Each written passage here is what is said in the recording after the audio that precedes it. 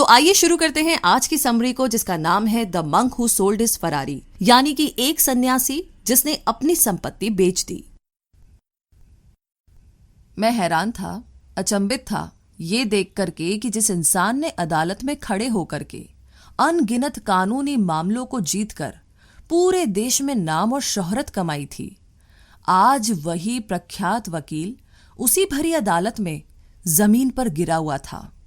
वो इंसान जो कि अपने काम और सफलता के लिए मशहूर थे, जिनकी शानो शौकत के चर्चे होते थे, आज वही इंसान जमीन पर तड़प रहे थे। उनको आराम देने की सभी कोशिशें व्यर्थ लग रही थी और मैं बैठा यही सोच रहा था, नहीं, आप ऐसे नहीं मर सकते। जिस इंसान ने जिंदगी अपनी शर्त पर जी हो, जिसने अपना मुकद्दर खुद लिखा हो, वो इंसान ऐसे नहीं मर सकता। वो इंसान जिसने अपने हुनर, काबिलियत और कठोर परिश्रम से इतनी सफलता और शोहरत पाई हो, वो इतनी आसानी से नहीं मर सकता। महान जूलियन से मेरे ताल्लुकात 17 साल पुराने हैं। जब मैंने उनके दफ्तर में काम करना शुरू किया था तो धीरे धीरे हमारे संबंध अच्छे होते गए। शायद मैं उनको सबसे करीब से जानने लगा था। यकीन नहीं हो रहा था कि ये वही जूलियन है। 17 साल पहले क्या तेज था इनकी आंखों में, मानो पूरी दुनिया इन्हीं पर निर्भर करती हो। हर चीज को अपनी ही शर्तों पर करना, या यूं कहूं कि हर परिस्थिति को अपने काबू में रखना इनकी आदत सी थी। शायद मुझ में भी ना कुछ बात रही होगी, तभी तो इतने सारे लोगों के बीच उन्होंने मुझे चुना, एक मामूली लड़के को जिसका दूर दूर तक चालाकी से कोई ताल्लुक नहीं था। हाँ, बस ये कि मैं अपने बलबूते पर हार्वर्ड लॉ स्कूल से पढ़कर आया था। जूलियन के साथ काम करना खुशनसीबी थी मेरी। आपको ये जानकर शायद हैरानी हो, जितनी शक्ति वो दुनिया को दिखाया करते थे, उनके अंदर उतना ही नरम दिल एक बच्चा छुपा हुआ था, जो कि भावुक भी था और नादान भी, लेकिन वो दुनियादारी की फिक्र से बंधा हुआ था।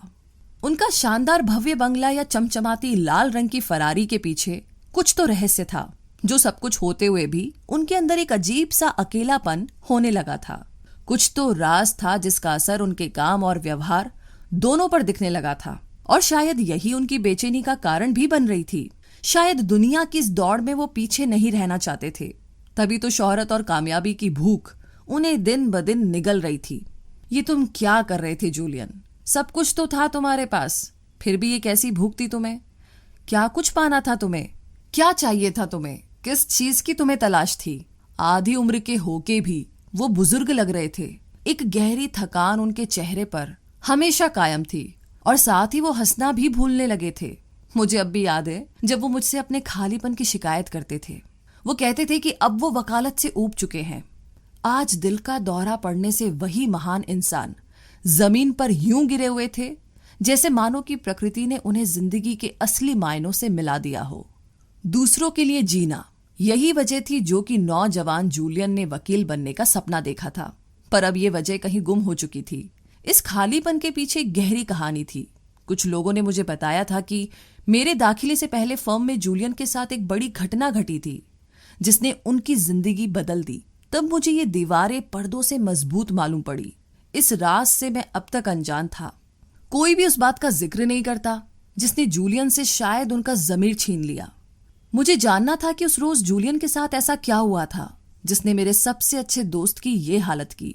और आज मेरे ही सामने जूलियन पड़े हुए थे, और मैं हमेशा की तरह कुछ नहीं कर सका। अब कंपनी जूलियन के बिना अपाहिज सी होने लगी थी, और तुरंत ही आपातकालीन बैठक बुलाई गई। इस बैठक में जो कुछ भी कहा गया उसने मुझे झंझोड़ कर रख दिया। सबसे पहले सभी को सूचित किया गया कि जूलियन को दिल का दौरा पड़ा था, और ये कि उनकी हालत नाजुक बनी हुई है। और आगे जो मैंने सुना वो शब्द मुझे आज तक याद है। मुझे ये बताते हुए बेहद दुख है कि जूलियन ने हमारे परिवार को अलविदा कहने का निर्णय लिया है। मुझे लगता था कि मैं जूलियन को सबसे करीब से जानता था, पर शायद ऐसा नहीं था। मैं जानता था कि उन्हें ये सब बोझ लगने लगा था, लेकिन मुझे ये अंदाजा नहीं था कि ये नौबत इतनी जल्दी आ जाएगी। हाँ, ये सच था कि देश के सबसे बड़े वकीलों में से एक महान जूलियन अब कभी वकालत नहीं करेंगे। आज पूरे 3 साल बीत चुके हैं। मुझे आज जूलियन के बारे में सिर्फ इतना पता है कि उन्होंने अपना आलीशान बंगला और उस लाल फरारी को बेचकर मन की शांति के लिए वो भारत रवाना हो गए थे, शायद अपने जीवन के कुछ प्रश्नों के जवाब ढूंढने। तो इन 3 सालों ने मुझे भी काफी हद तक बदल दिया। मैं अपने परिवार के महत्व को समझने लगा हूं और कभी कभार आज भी अपनी मसरूफियत से वक्त निकालकर जूलियन को याद कर लेता हूं। मगर ये जिंदगी मुझे चौंकाना छोड़ दे तो इसे जिंदगी कैसे कहेंगे। तो एक दिन मेरे दफ्तर में लगभग 30 साल का एक नौजवान व्यक्ति आया। वैसे ज्यादा काम होने की वजह से मैं लोगों से कम ही मिलता जुलता हूं, पर कुछ तो बात थी उस इंसान में जो उस पर नजर पड़ते ही मैं काफी मोहित हो गया। एक अलग सा ही सुकून था उसके चेहरे पर जो उसे बाकियों से अलग कर रहा था। मैं मानो उसकी मौजूदगी से सम्मोहित हो चुका था कि तभी अचानक उस व्यक्ति ने बड़ी ही विनम्रता से मुझसे कहा, क्या आप अपने सभी मेहमानों से इसी तरह पेश आते हैं? जिसने आपको अदालत के दांव पेच सिखाए हैं उनसे भी? ये सुनते ही मेरे होश उड़ गए। मैं चौंक गया। जूलियन, ये तुम हो? हाँ, वो नौजवान सा दिखने वाला व्यक्ति जूलियन है। उत्साह की लहर मेरे अंदर मानो उमड़ती जा रही थी। ये आखिर कैसे मुमकिन हो सकता है? मुझे समय लगा ये यकीन करने में, पर ये सच है। एक बदला हुआ जूलियन मेरे सामने इस तरह खड़ा है मानो फरिश्ते भी उसे देख करके शर्मा जाए। ये शहद सी मीठी आवाज, ये तेज, ये ठहराव। तो आखिर क्या किया था जूलियन ने इन 3 सालों में कि उसे पहचान पाना भी अब मुश्किल हो रहा था। और एक बार फिर जूलियन ने मुझे अचंभित कर दिया। आखिर हिमालय की पहाड़ियों से ये कौन सी संजीवनी बूटी खाकर आए थे? मैं मन ही मन ये सोचने लगा, क्या वहां कोई जादुई कुआं है जो इंसान को जवान बना देता है? कैसे ये बुजुर्ग से दिखने वाले जूलियन इस तरीके से बदल गए कि मानो सभी देवी देवता इन्हीं पर मेहरबान हुए हो। आखिर इन 3 सालों में जूलियन कहाँ थे और क्या कर रहे थे? ये सभी सवाल मुझे उत्सुक कर रहे थे। लेकिन इससे पहले कि मैं कुछ पूछ पाता, जूलियन ने मेरे सभी सवाल मानो मेरी आंखों से पढ़ लिए हो। जूलियन ने सबसे पहले ये बात कबूल की कि वो कितने गलत थे। उनकी जिंदगी किस तरीके से खुशी और महत्वपूर्ण सफलता के रास्ते से भटक गई थी। बीमार पड़ने के बाद डॉक्टर्स ने उन्हें सलाह दी कि उन्हें अब कामयाबी की भूख त्यागनी होगी, क्योंकि यही बात अब उनकी जान की दुश्मन बन बैठी थी। उस वक्त जूलियन ने अपनी जिंदगी का सबसे बड़ा फैसला लिया और ये फैसला था अपनी जिंदगी को चुनने का। जी हाँ, एक अजीब सी रौनक थी उनके चेहरे पर जब जूलियन मुझे ये बता रहे थे कि किस तरीके से उन्होंने अपना घर और अपनी चहेती लाल फरारी को बेचकर भारत जाने का फैसला लिया। जूलियन किसी बच्चे की तरह उत्साहित होकर के मुझे अपनी कहानी सुना रहे थे, जहां सारी जीवन शैली प्रकृति की गोद में खेलती है। किस तरीके से वो गांव-गांव में कभी रेल से तो कभी मीलों पैदल चल करके अपना बिखरा हुआ जीवन समेट रहे थे। मैं खुश था कि जूलियन अब दोबारा हंसना सीख चुके थे। जूलियन ने तब मुझे बताया कि जगह जगह घूमने पर उन्हें हिंदुस्तानी सन्यासियों के बारे में पता चला। ये सन्यासी उम्र के मोहताज नहीं होते और कुछ ऐसे सन्यासी जिन्होंने इंसानी दिलो दिमाग पर काबू करना सीख लिया था। मुझे हैरानी हुई ये जानकर के कि मेरे दोस्त जूलियन इन्हीं सन्यासियों के साथ अपना समय बिताकर आए हैं। उन अध्यापकों के साथ रहकर के आए हैं जो कि बिना दक्षिणा के जीवन जीने का सलीका सिखाते हैं। तभी जूलियन ने मुझे कुछ ऐसी बातें बताई जिसने मेरे पैरों तले जमीन हिला दी। कश्मीर की वादियों में घूमते वक्त वो एक खास योगी से मिले जिन्होंने जूलियन को उम्मीद की किरण दिखाई। जूलियन की ही तरह वो योगी भी एक सफल वकील थे जिन्होंने मोह माया त्याग करके सन्यासी जीवन को चुना। योगी ने जूलियन को बताया कि कश्मीर से मीलों दूर हिमालय की चोटियों पर सिवाना नाम की एक बस्ती है, जहां हिमालय के सबसे आध्यात्मिक सन्यासियों का वास है। ये सन्यासी उम्र के हर पड़ाव को पार कर चुके हैं और कुछ तो अद्भुत शक्तियों के मालिक भी है। वो जीते जी ज्ञान के सागर है जिन्हें आत्मा और शरीर को तृप्त करने के संदर्भ में प्राचीन कला हासिल है। उन सन्यासी को कोई भी सामान्य व्यक्ति नहीं ढूंढ पाता। बस ये सुनते ही जूलियन को मालूम हो चुका था कि अब उनकी मंजिल कहाँ थी, तो बिना वक्त गंवाए वो सिवाना की खोज में जुट गए। अगली सुबह सूरज की पहली किरण के साथ ही जूलियन की तलाश भी शुरू हुई।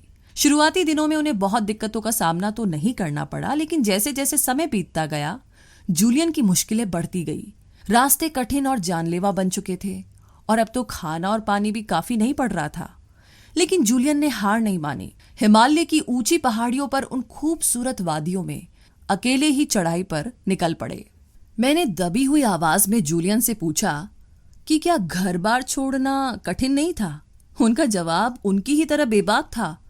जूलियन ने कहा कि मोह को त्यागना उनके जीवन का सबसे कठिन नहीं बल्कि सबसे आसान उपाय था, क्योंकि इसके बदले उन्हें तृप्ति और अपार शांति नहीं मिलती। तो जूलियन कई दिनों तक हिमालय पर भटकते रहे और अंत में उनकी सेहत भी उनका साथ छोड़ने लगी थी। एक मोड़ पर आकर के वो टूट से गए। उनकी आंखों के सामने उनकी पिछली जिंदगी के पल किलकारियां भर रहे थे। वो क्या ढूंढने आए थे यहाँ, और क्या उन्हें वो मिल पाएगा?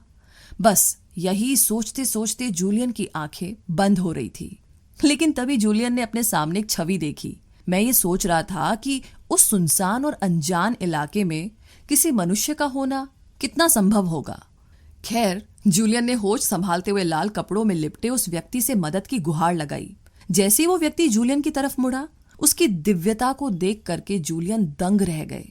ऐसा अद्भुत स्वरूप जूलियन ने पहले कभी नहीं देखा था, जिससे प्रभावित होकर के जूलियन को ये समझ आ चुका था कि ये सिवान के उन सन्यासियों में से एक होंगे। उस व्यक्ति ने जूलियन से पूछा कि आखिर वो सिवान के सन्यासियों को क्यों ढूंढ रहा है। तभी जूलियन ने उन्हें अपनी पूरी कहानी बताई और तब सन्यासी उन्हें एक शर्त पर अपने साथ सिवान ले जाने के लिए राजी हो गए। और शर्त ये थी कि सन्यासी के द्वारा मिलने वाले ज्ञान को दुनिया भर में फैलाना और उन्हीं फलसफों से जरूरतमंदों की मदद करना। तो उस पल से ही सन्यासियों की ही तरह जूलियन का मकसद भी दुनिया को जीने की एक बेहतर जगह बनाना होगा। अब जूलियन ने चैन पाया और सिवान के उस सन्यासी के साथ निकल पड़े। रहस्यमय सिवान तक पहुंचने के लिए कई घंटों तक घुमावदार और जटिल रास्तों को पार करके जूलियन और सन्यासी एक हरी भरी घाटी में पहुंच गए। एक तरफ हिमालय की ऊंची पर्वतमाला तो दूसरी तरफ चीड़ के घनघोर पेड़। इन दोनों के सम्मेलन ने घाटी की सुंदरता को अद्भुत ऊंचाइयों पर पहुंचा दिया था। बस अब यही वो पल था। जूलियन का इंतजार खत्म हुआ जब सन्यासी ने उनसे कहा, सिवान में आपका स्वागत है। यहाँ दोनों फिर घाटी की ओर बढ़ने लगे जो जंगल से होकर गुजरता था। चीड़ और चंदन के पेड़ों की खुशबू ने पूरे वातावरण को सम्मोहक कर दिया था। जंगल में चहचहाते पंछी मानो पेड़ों पर नाच रहे हो। धरती पर अगर स्वर्ग होता तो शायद ऐसा ही होता। कुछ दूरी तक चलने के बाद आखिरकार सिवाना नामक वो बस्ती जूलियन के बिल्कुल सामने थी। गुलाब के फूलों से सजी हुई इस बस्ती के बीचों बीच एक मंदिर बना हुआ था। इस बस्ती का हर व्यक्ति एक सन्यासी था। हर एक के चेहरे पर हंसी और मुस्कुराहट थी। जूलियन को ऐसा लग रहा था कि मानो तनाव नाम की बीमारी तो इस गांव में थी ही नहीं और ना ही कभी किसी ने तनाव अनुभव किया होगा। जैसे जैसे जूलियन ने यहाँ पर समय बिताया, उसे इस जगह की दिव्यता और अद्भुतता का एहसास होने लगा। मानो यही वो जगह थी जो जूलियन की खोई हुई जीने की चाह को दोबारा जगा सकती थी, जो कि अपनी कारोबारी जिंदगी में गुमराह होकर उन्होंने त्याग दी थी। तो इसी तरीके से जूलियन के जीवन की एक नई शुरुआत होने लगी, जो उसके पिछले जीवन से बिल्कुल अलग और काफी असाधारण थी। जूलियन की अविश्वसनीय कहानी सुनते सुनते कब सुबह से शाम हो गई पता ही नहीं चला। एक वक्त के लिए ऐसा लगा कि मानो मैं भी उन्हीं के साथ हिमालय की सैर पर था। लेकिन अब जूलियन का बदला हुआ व्यक्तित्व मुझे भी अपनी तरफ आकर्षित कर रहा था। अब तो मेरा भी मन है इस सम्मोहित तृप्ति को अनुभव करने का, पर मुझे अदालत में होने वाली कल की सुनवाई की तैयारी करनी है। पर आज जूलियन की बातों ने, उसकी अधूरी कहानी ने मुझे आईना दिखाया है। ये एहसास दिलाया है कि कहीं ना कहीं मैंने भी पुराने जूलियन की ही तरह अपने कल वाले व्यक्तित्व को खो दिया है।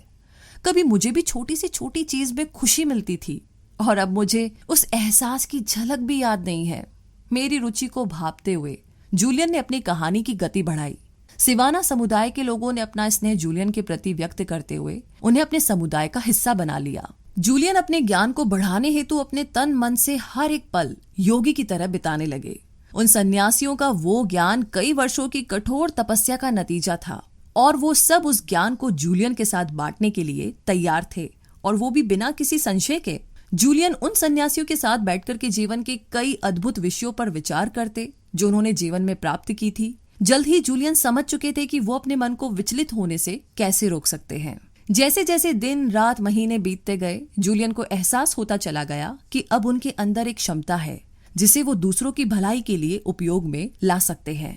सिवाना के पहले 3 हफ्तों में ही जूलियन को अपने अंदर एक बदलाव महसूस होने लगा। उनको हर एक छोटी से छोटी चीज में आनंद आने लगा, चाहे वो अंधेरे में चमचमाते सितारे हो या फिर मकड़ी का एक जाला ही क्यों ना हो।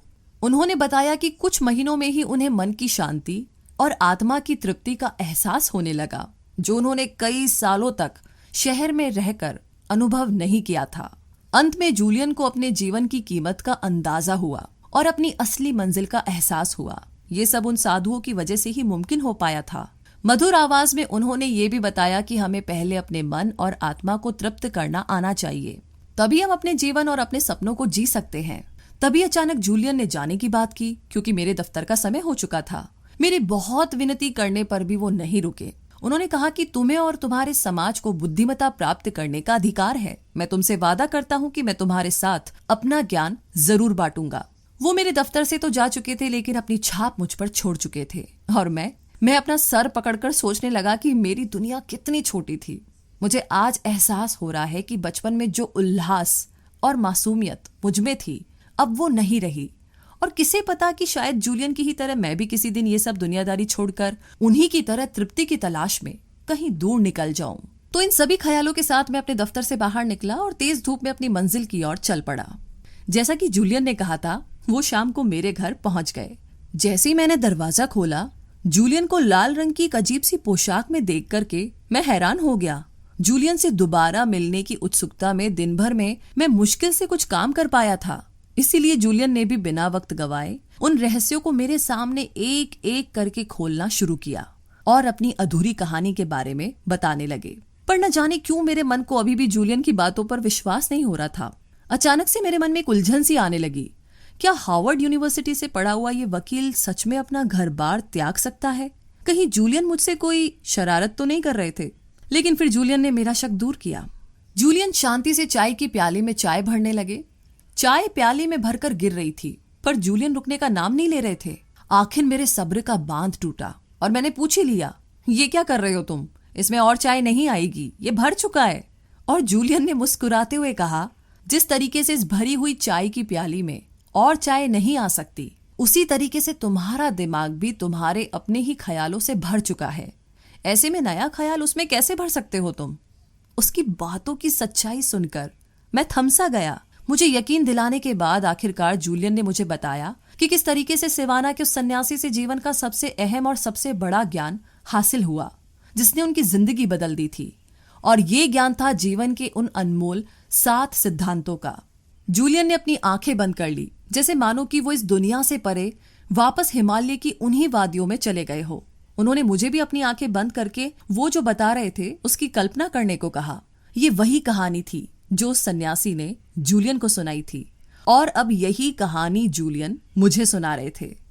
जूलियन कहने लगे, तुम एक शानदार हरे भरे और सुंदर बगीचे में बैठे हो। पूरा बगीचा बहुत ही सुंदर फूलों से भरा हुआ है। तुम्हारे आसपास सब कुछ बहुत शांत है। इस बगीचे में तुम सच का स्वाद लो, मानो जैसे कि तुम्हारे पास समय ही समय है।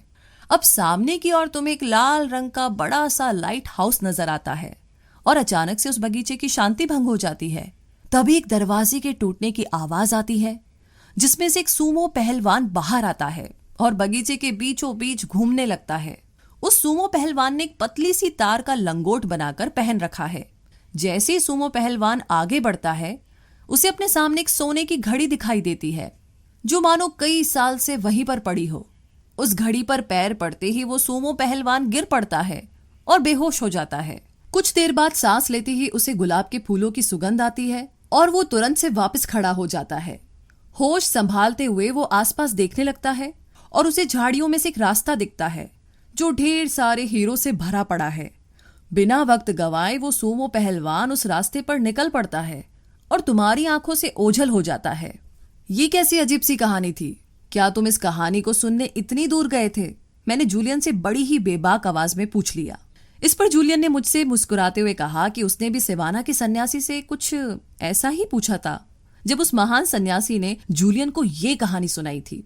और मैंने भी जूलियन की तरह ही कहानी में छुपे हुए उन 7 सिद्धांतों को नजरअंदाज कर दिया था। और अब बारी थी जिंदगी के इन्हीं छुपे हुए 7 सिद्धांतों को जानने की।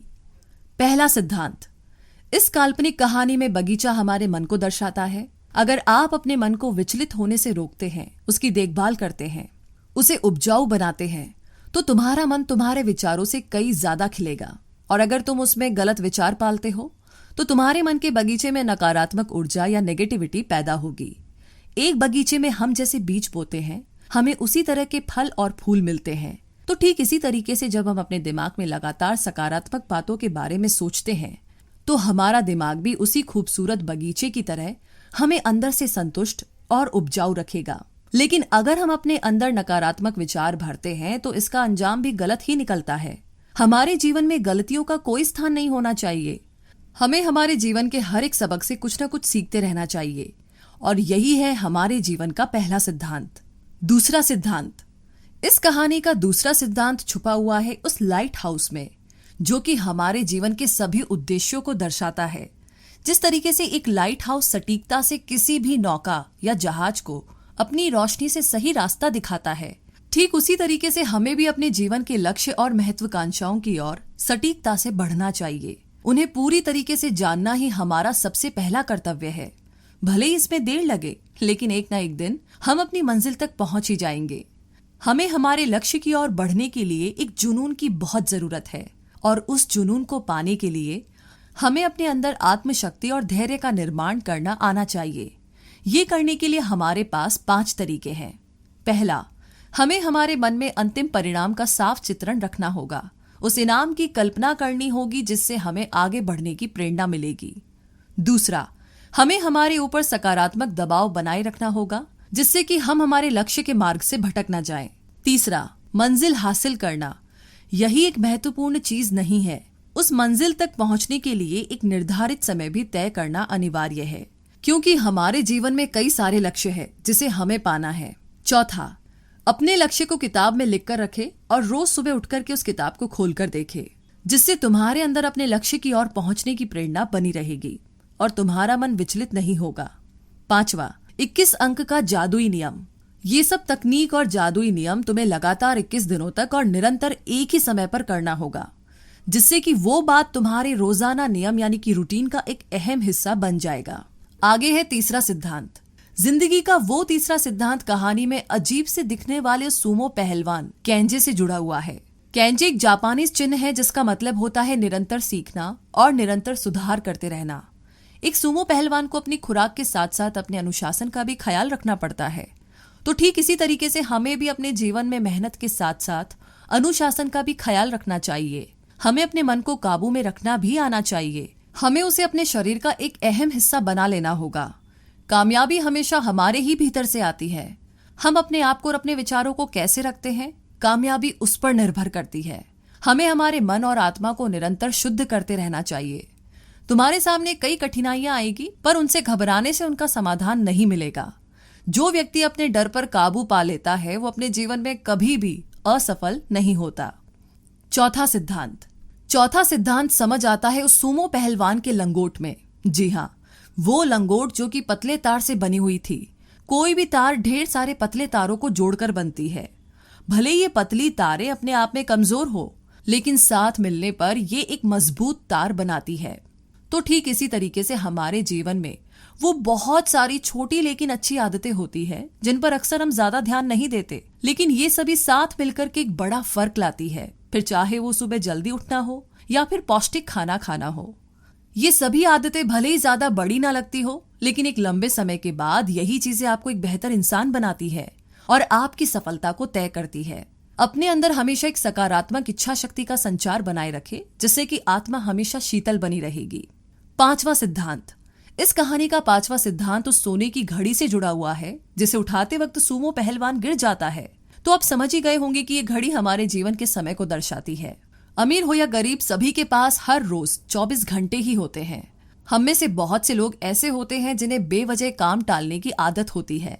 ये सरासर वक्त की बर्बादी है।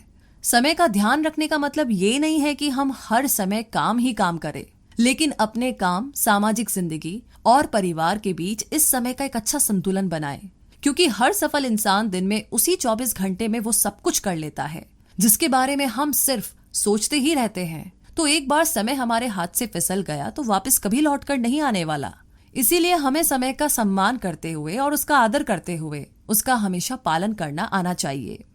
छठा सिद्धांत जुड़ा हुआ है गुलाब के फूल से, जिसे सुनकर उस पहलवान को होश आया था कि जो लोग दूसरों को फूल देते हैं अक्सर उनके हाथों में फूलों की खुशबू रह जाती है, और यही खुशबू दर्शाती है एक सामाजिक कारण को। भले ही आप कितने भी अमीर क्यों ना हो, दूसरों की मदद करने से जो सुकून मिलता है ना, उसकी कीमत आप नहीं लगा सकते। इसीलिए दुनिया के सबसे अमीर लोग दान पुण्य करके अपने मन को संतुष्ट करते हैं। तो यदि आपको भी यही सुख चाहिए तो दूसरों की मदद करना सीख लीजिए। एक मशहूर कहावत है, कर भला तो हो भला। बस यही कहावत इस सिद्धांत को दर्शाती है। हमें अच्छाई का काम कभी छोड़ना नहीं चाहिए और किसी अच्छे काम के बदले अच्छे फल की उम्मीद भी नहीं करनी चाहिए। हमें बिना किसी स्वार्थ के भलाई का काम करना चाहिए, तभी हमारी अंतरात्मा को जो खुशी मिलेगी उसे हम चंद शब्दों में बयान नहीं कर सकते। 7वां सिद्धांत। तो आखिरकार इस कहानी का आखिरी यानी कि जीवन का 7वां सिद्धांत जुड़ा हुआ है कहानी के नायक के रास्ते से। ये हीरे कुछ और नहीं बल्कि जिंदगी के वो छोटे छोटे पल हैं जो हमें ढेर सारी खुशियां देते हैं, लेकिन हम अक्सर इन्हें नजरअंदाज करके अपने अतीत के बारे में सोच सोच करके दुखी हो जाते हैं या फिर अपने भविष्य के लिए परेशान, और इन सब में हम अपने आज को जीना भूल जाते हैं। फिर चाहे वो अपने परिवार के साथ समय बिताना हो या अपने बच्चों के साथ खेलना या फिर किसी दोस्त के साथ एक कप चाय पीना हो, ये सभी हसीन पल हमारी जिंदगी में उन अनमोल हीरो की तरह होते हैं जिन्हें हमें संभाल कर रखना चाहिए। तो कामयाबी के लिए कभी भी अपनी खुशियों का गला मत घोटिए। जिस रास्ते पर तुम चल रहे हो, जीवन के उसी रास्ते पर चलते चलते तुम्हें अपनी खुशियों का एहसास जरूर होगा, क्योंकि खुशियां ढूंढने से नहीं मिलती, बल्कि हर छोटी छोटी चीज में इस खूबसूरत एहसास का आनंद लिया जा सकता है।